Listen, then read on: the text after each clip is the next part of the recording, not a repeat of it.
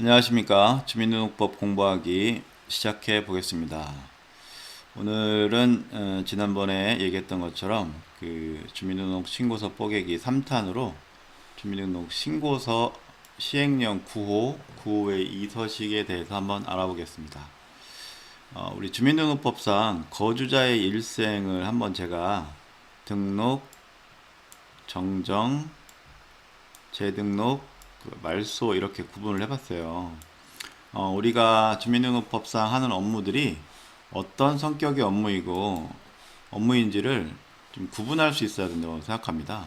그래서 우리가 등록 업무를 하게 되고 정정 업무를 하게 되는데 이걸 구분할 수 있어야 됩니다.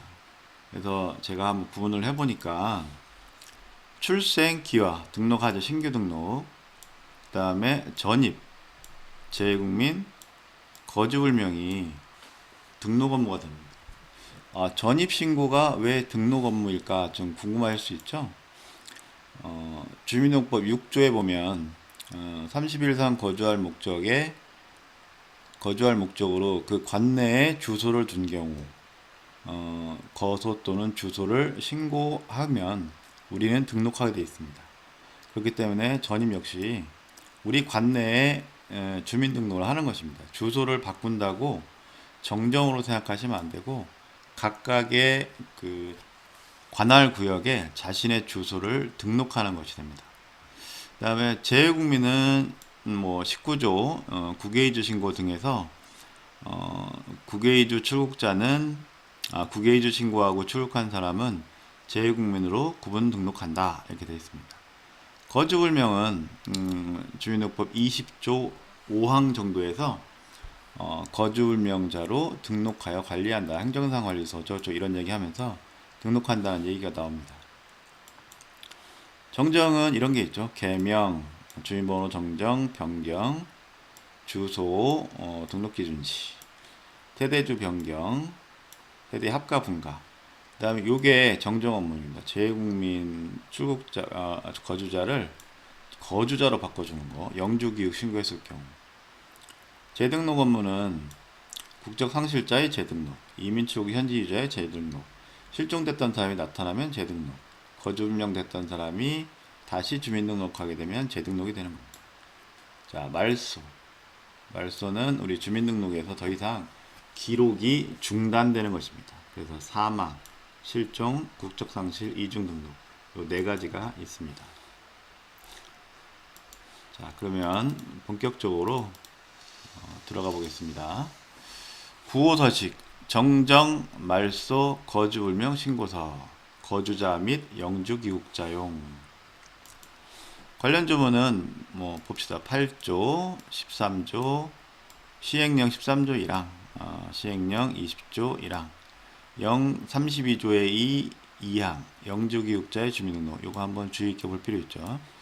자, 위임은 똑같습니다. 법 11조 1항, 2항, 시행령 19조 1항.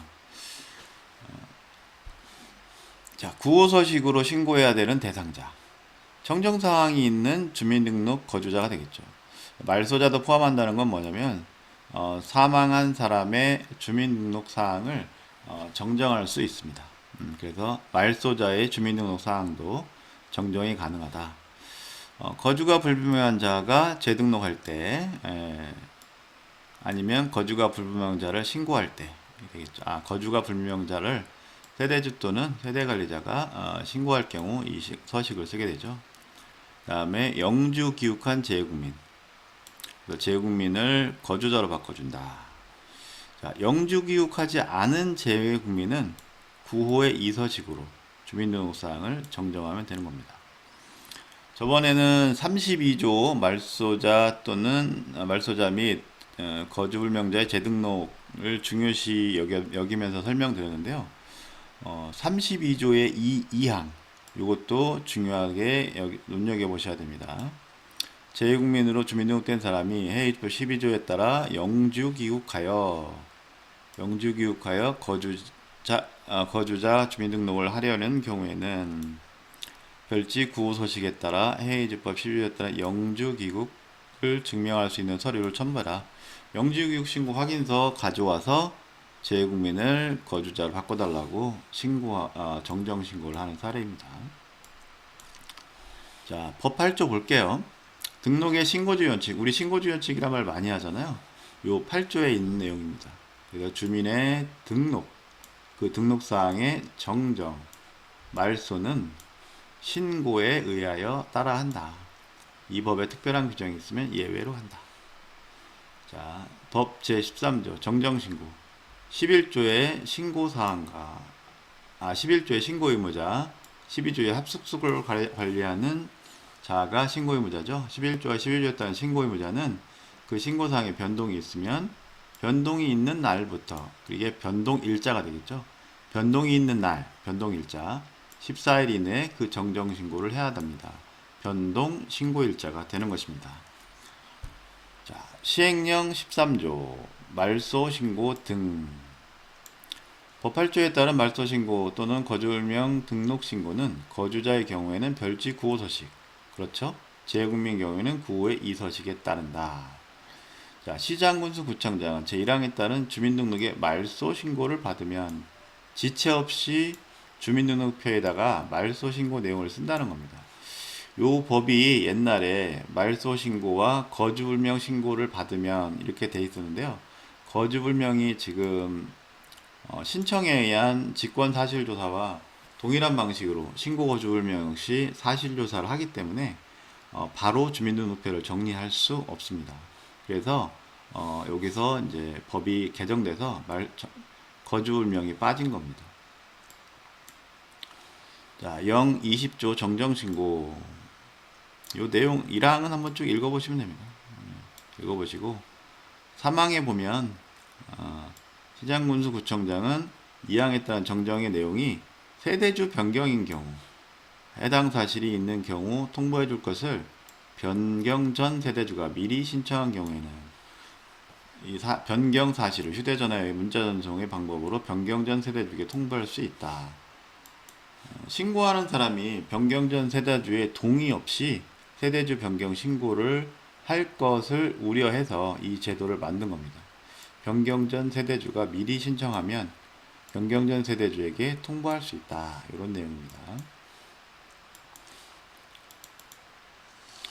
자, 이제부터 유의사항에 대해서 한번 보겠습니다. 구호서식 뒷면 유의사항. 자, 1번 신고인은 신고인의 성명칸에 도장을 찍는 대신 한글 서명을 할 수 있다. 뭐 별 어려움 없죠. 세대주를 변경할 때에는 변경 전 세대주와 변경 후 세대주가 각각 세대주 확인칸에 성명을 적고 서명 또는 날인을 해야 한다.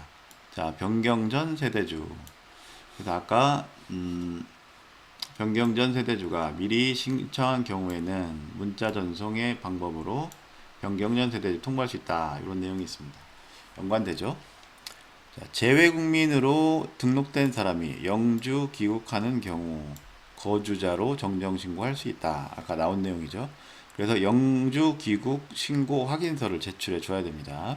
외교부에서 발행하고 그 영주 귀국 신고 확인서 신고를 하려면 그 재외국민은 해당 국가의 영주권을 그 대사관이나 그 국가에 반납해야 됩니다. 그 반납한 서류를 가지고 외교부, 지금은 재외동포청이죠. 재외동포청으로 가게 되면 영주 귀국 신고 확인서를 받을 수 있어요. 그것을 우리한테 가져오면 정정신고 할 수 있습니다. 자, 이 항이 좀 나름대로 중요한데요. 여기가 이민 출국 말소자 또는 현지 이주 말소자가 거주자로 주민등록을 하는 경우에는 제외한다. 자, 영주 귀국자, 재외국민 거주자, 구호사식, 이미 등록된 사항을 정정함으로 등록이 아니다 이 말입니다. 재외국민 거주자가 거주자로 바뀌는 것은 등록 사항이 아니라 정정 사항이다. 이런 의미를 좀 써놓은 거고요. 자, 재외국민 출국자, 재외국민 출국자는 전입신고 대상입니다. 그래서 15호의 이서식을 사용하고 여기다 플러스 영주귀국신고 확인서를 가져오면 바로 거주자로 전환할 수가 있습니다. 이민출국 현지이주 말소자는 15호의 이서식으로 영주귀국신고 확인서를 가져오면 재등록을 하면 됩니다. 지번정정 등 주소정정을 할 때는 주소 정정은 신고인이 입증 서류를 제출하면 됩니다. 성명, 성별, 등록기준지 등 가족관계 등록사항 정정을 할 때에는 접수기관이 정정, 말소, 거주명 등록자의 가족관계 기록사항에 관한 증명서에 따르거나 등록기준지를 조회하여 처리합니다. 이제 성명, 성별, 등록기준지 이게 이제 가족관계 등록부의 기록사항을 우리가 그대로 옮겨줬기 때문에 주민등록 정보, 주민등록상의 성명, 성별, 등록기준지를 정정할 때는 증명서를 따르라는 얘기입니다. 증명서를 조회해서 볼 수 있죠. 그 다음에 등록기준지를 조회하여 처리한다. 저는 이것이 가족관계 등록사항을 정정할 경우 가족관계 등록부를 조회할 수 있는 근거가 된다고도 생각합니다. 가족관계 등록부 열어봐야 알 수 있죠. 그 다음에 뒷면 유의사항 두 번째를 보겠습니다. 4번 변경 전 세대주 성명칸은 세대주 변경, 말소, 거주을명 등록 또는 동일 거주진의 세대 합과, 분가 등으로 세대주 변경할 때에만 적는다. 변경 전 세대 성명을 적는 거죠. 성명도 적고 서명도 해야 될 필요가 있겠죠. 세대주를 변경할 때에는 변경 전 세대주와 변경 후 세대주의 확인, 서명 또는 날인을 받아야 한다. 근데 말소, 거주을명 등록할 때는 변경 전 세대주 성명만 적죠. 확인은 받지 못합니다. 다만 변경 전 세대주의 확인을 받을 수 없는 경우 세대주, 전 세대주 확인이 없으면 마찬가지로 사실조사로 가름할 수 있다는 얘기입니다. 그대로 이해하시면 됩니다. 5. 세대주의 위임을 받아 신고하는 세대주의 배우자, 직계혈족, 배우자의 직계혈족 또는 직계혈족의 배우자는 위임장 칸에 세대주의 위임을 받고 세대주의 신분증을 제시해야 됩니다. 라고 써 있습니다. 이 내용이 좀 전 중요하다고 보는데요. 공무원의 임무입니다. 이것이. 시행령 19조의 2, 1항에 따르면 신고를 받은 공무원은 신고한 사람이 법 제11조 1항 3호에 따른 세대주의 위임을 받은 사람인 경우에는 신분증명서와 재적등본이나 가족관계 기록사항 등에 관한 증명서를 통하여 가족관계 열어보란 얘기입니다. 신고한 사람이 어느 하나에 해당하는 사람임을 확인하여야 한다. 자, 우리는 하여야 한다에 되게 민감해야 된다고 했죠. 공무원은 확인해야 된다. 확인하지 않으면 우리가 업무를 게을리한 것이 되기 때문에 주의해야 됩니다. 주민등록 6번 주민등록 신고 내용의 사실 여부는 통의장의 사후에 확인하며 거짓으로 신고한 경우에는 3년 이하의 징역형 또는 3천만 원 이하의 벌금을 받게 된다. 통의장의 사후 확인이라고 써 있는데 사실 이거는 시행령 15조 신고사항의 사후 확인에는 정정 이 내용은 없습니다. 주민등록 사실조사할 때 하면 되겠죠.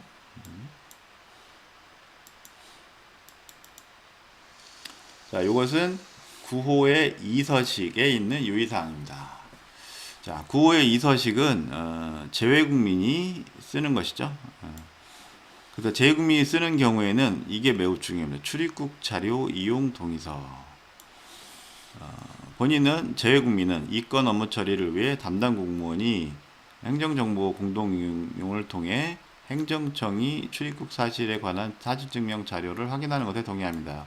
행정정보 공동이용에 동의한다는 얘기죠. 동의하지 않는 경우에는 출입국 사실 증명을 본인이 직접 제출하라는 얘기입니다. 자, 9호 서식에는 이게 없는 내용입니다. 그래서 중요한 거죠. 재외국민은 출입국 사실을 확인해야 된다. 이 내용 전에도 얘기한 적이 있는데 재외국민은 우리 여권으로 들어왔는지 꼭 확인한 다음에 업무를 하라는 얘기입니다. 그래서 우리 국적을 갖고 있다. 이것을 한 번 더 확인하라는 얘기입니다. 재외국민은 언제든지 해외에서 그 외국 국적을 취득했을 가능성이 있다고 보는 겁니다. 그래서 외국인으로 이제 외국 국적을 취득했으면 더 이상 재외국민이 아니거든요. 그래서 재국민 업무 할 때는 언제든지 우리가 요 출입국 자료 이용 동의가 중요하다는 것을 꼭 인지하시고 업무하시기 바랍니다. 그래서 4번과 5번에 보면 재국민 본인의 출입국 사실에 관한 증명 자료를 함께 제출하라. 그러니까 본인이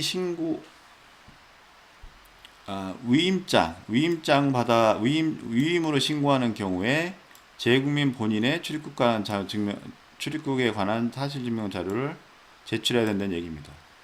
그 다음에 재국민 본인이 신고하는 경우 또는 본인의 위임을 받아 신고하는 경우 둘 다 출입국 사실을 행정정보 공동회의를 통해 확인하는데 동의하는 경우에는 출입국에 관한 사실 증명 자료를 제출을 안 해도 되지만 동의하는 경우에는 직접 사실 증명 자료를 제출해야 된다. 그래서 결국은 위임을 했거나 본인이 직접 와도 출입국 자료 이용, 출입국 사실 증명을 우리는 또한 출입국 사실 자료를 확인해야 된다는 얘기입니다. 이게 매우 중요한 거니까요. 여러분들이 꼭 기억을 해 두시기 바라겠습니다.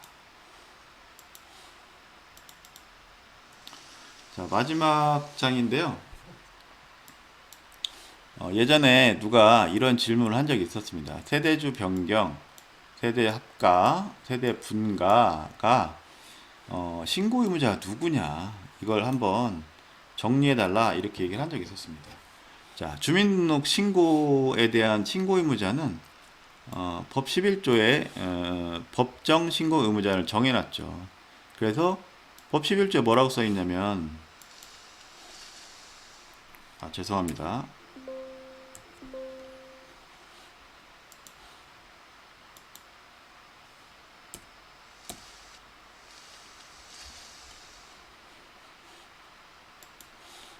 신고의무자는 세대주, 세대관리자, 본인, 세대주의 수임자가 되겠죠. 그래서 등록사항의 정정도 마찬가지로 세대주가 할 수 있고 관리자가 할 수 있고 본인, 신고의무자가 할 수 있습니다. 수임자가 할 수 있습니다. 세대주의 변경은 세대원 간 합의에 의한 거죠.